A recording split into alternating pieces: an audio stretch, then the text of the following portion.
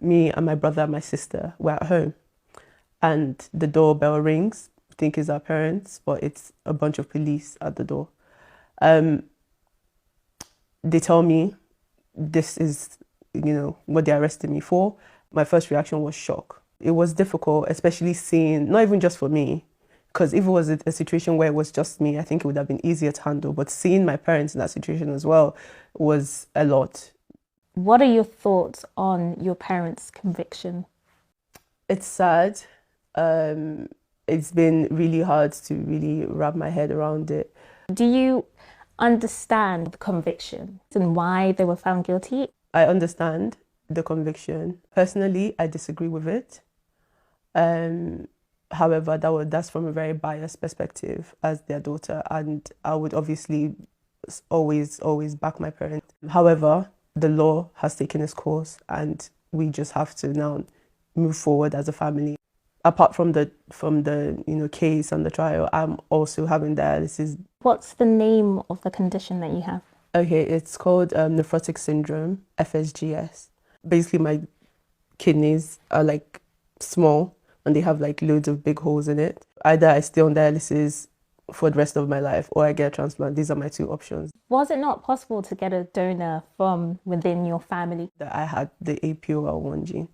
So to us, that kind of meant that, kind of excluded the family, especially on my dad's side, because they have quite a history of kidney conditions. In August of 2021, when obviously I found out that it was a possibility that I would need a transplant, that's when we kind of reached out to people. How involved were you in finding a donor, in particular this young man?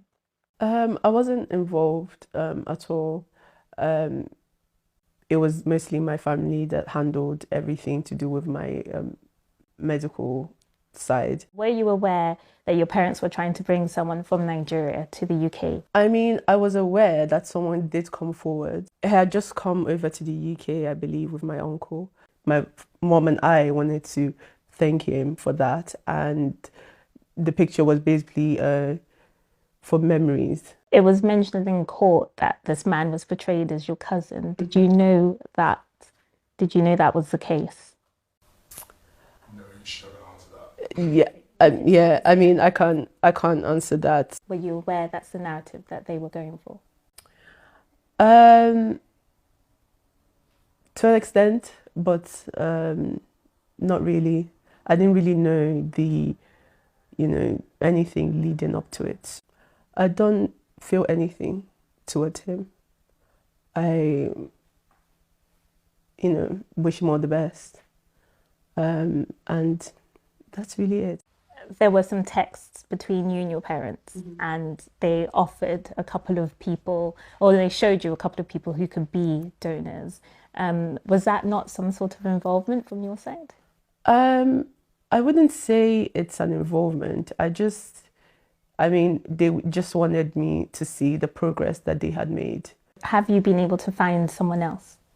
Well, shortly after that, I had put out an appeal and a lot of people came up, but we weren't really able to do anything with that as of now because I'm still on dialysis. Hopefully, I would be able to, get the transplant soon.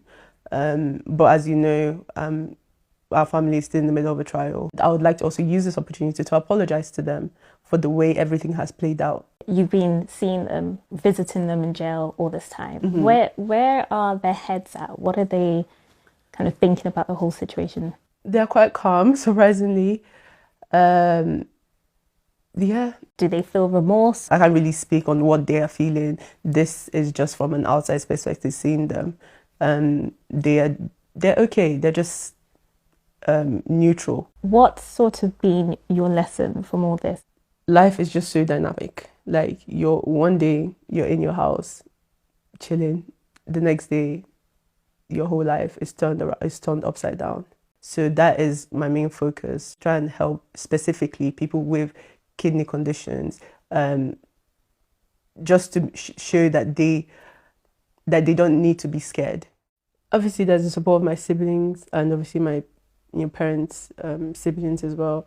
However, I don't think it would ever be the same. I feel guilty because I feel like all this has happened because of me.